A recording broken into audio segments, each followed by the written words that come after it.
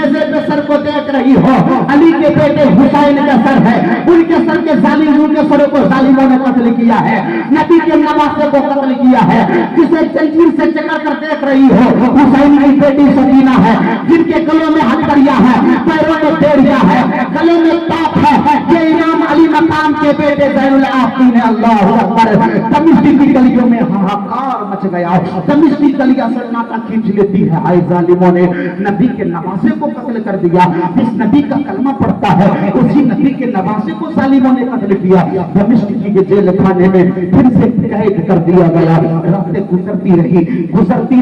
रिवायात में है कि करबला से लेकर मदीना तक जाने में 34 मंजिल पड़े मेरे प्यारे। हर मंजिल बड़ा गहरा होता, हर मंजिल बड़ा दर्दनाक होता मेरे प्यारे। अल्लाह अकबर। दमिश्क के जेल खाना में है मखदूमा ज़ैनब के सामने बैठी हुई हजरत सकीना है। अरे सकी जान, ये परिंदे दो बार ही क्यों बोलते हैं? परिंदे के चहचहाने की आवाज दो बार ही क्यों आती है? मखदूमा ज़ैनब फरमाती है, ऐ बेटी, जब तक सुबह का सितारा नमूदार होता है ना, ये परिंदे, ये चिड़िए अपने घर से निकलते हैं, अपने रिश्तेदारों को, अहलो अयाल को कहते हैं चलो चलो रिज़्क़ की तलाश में चलो, चलो रिज़्क़ की तलाश में चलो। और जब शाम होती है ना, अंधेरा छाता है ना, तो ये परिंदे उड़ उड़ कर जब वापस लौटते अपने घर की तरफ, तो अपने पड़ोसियों को, रिश्तेदारों को, बच्चों को आवाज देती हैं ये परिंदे कि लौटो अपने घर की तरफ, रात हो चुकी है, लौटो अपने घर की तरफ। इतना कहना था मखदूमा ज़ैनब से। हज़रत सकीना अर्ज करती, फूफी क्या मेरा घर नहीं आएगा? क्या हम अपने घर को नहीं लौटेंगे? क्या हमारा घर नहीं आएगा? क्या हम अपने मंजिल की तरफ नहीं पलटेंगे? अल्लाहु अकबर। मखदूमा ज़ैनब फरमाती, बेटा हाँ, एक दिन मेरा घर भी आएगा। हम अपने घर के तरफ ही तो जा रहे हैं, हमारा घर करीब आने वाला है।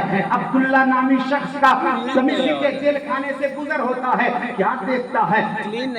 एक बड़ा कमजोर है, बड़ा कमजोर है, बड़ा कमजोर है, खड़े होने की ताकत नहीं है, फिर भी खड़ा होकर नमाज पढ़ रहे हैं। अपने घर गया, अपने बीवी से कहा, शरीक हयात सुनो, आने वाला दिन जुमेरात है, तुम लंगर पेश करती हो ना, नजर पेश करती हो ना, गरीबों को देती हो ना, कैदियों को देती हो ना। तो दमिश्क के कैद खाने में कुछ कैदी आए हुए हैं, चलने की ताकत नहीं है, बोलने की ताकत नहीं है, खड़े होने की ताकत नहीं है।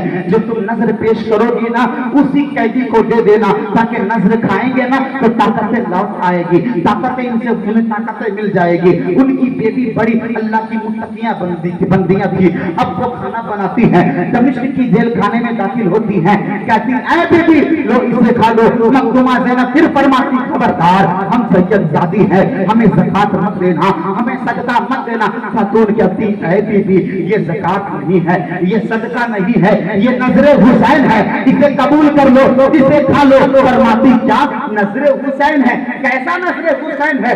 वो बीबी कहती है, ऐ खातून, जब मैं बच्ची थी ना, जब मैं कलमा नहीं पढ़ी थी, जब मैं मुसलमान नहीं हुई थी ना, डॉक्टरों ने जवाब दे दिया था, अतीफा ने मेरे बाप को कहा था कि तेरी बेटी 2 दिन ही जिंदा रहेगी, इसे जो खिलाना हो खिला ले, इसे जो पिलाना हो पिला ले।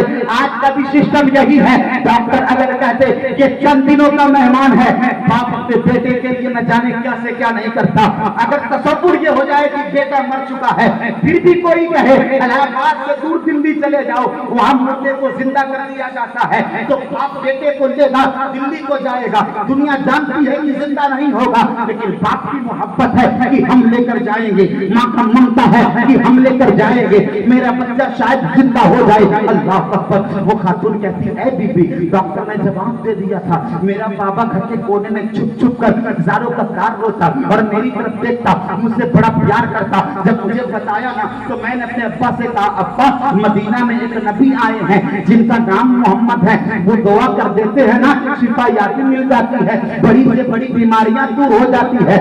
लोग कहते नहीं है मरता नहीं तो क्या नहीं करता, मजहब चाहे कोई भी हो, इंसान कोई भी हो, मालूम चले उसके पास जाएंगे शिफा मिल जाएगी। इंसान दौड़ता हुआ भागता है, इस्लाम से कोई ताल्लुक नहीं था, कलमा पढ़ने वाले नहीं थे। वो बीवी कहती, ऐ बीबी, हमें मेरा बाप लेकर उस नबी की बारगाह में मदीना शरीफ पहुंचा ना, उस नबी की बारगाह में जब ये बातें कही गई ना, उस नबी ने फरमाया, ایک بچے کو عباس دیا جس کا نام حسین تھا. جب اس حسین کو عباس دیا گیا نا, وہ حسین آئے, اس نبی نے فرمایا اے بیٹا حسین اس بچی کے سر پر ہاتھ رکھ کر دعا کر دو. تو اے بیٹی اس حسین نے میرے سر پر اپنا ہاتھ رکھ کر جو دعائیں کی تھی نا, یہ حسین کی دعا کی برکت ہے جو آج میں زندہ ہوں. دنیا کے ڈاکٹروں نے جواب دے دیا تھا, لیکن اس حسین کے دعا کی برکت ہے جو آج میں زندہ تمہارے سامنے ہوں. اے بیٹی تب سے میرے پاپا نے حد کر لیا تھا کہ نظر حسین کو ہر جمعرات کو پیش کرنا,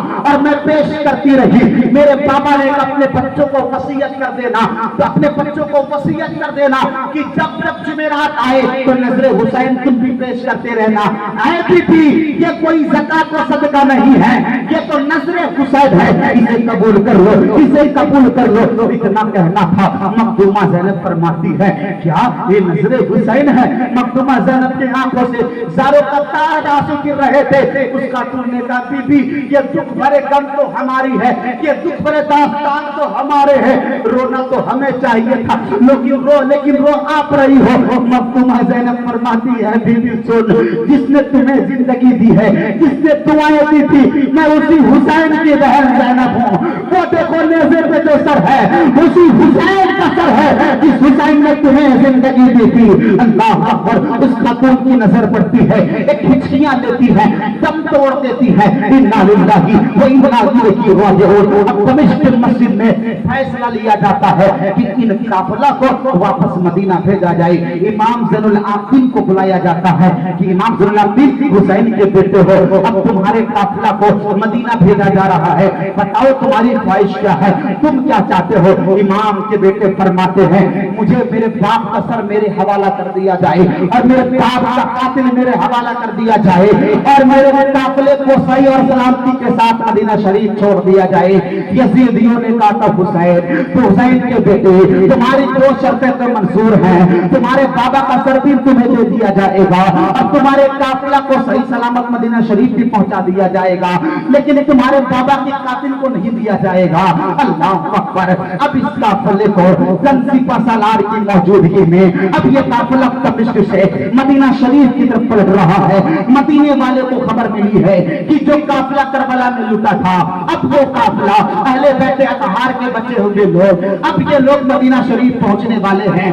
وہ لوگ انتظار کرتے, روزانہ صبح کو آتے مدینہ شریف کی چوراہے پر جو راستہ کوفہ سے آتا اس راستے پر جا کر انتظار کرتے, صبح کو آتے شام تک انتظار کرتے.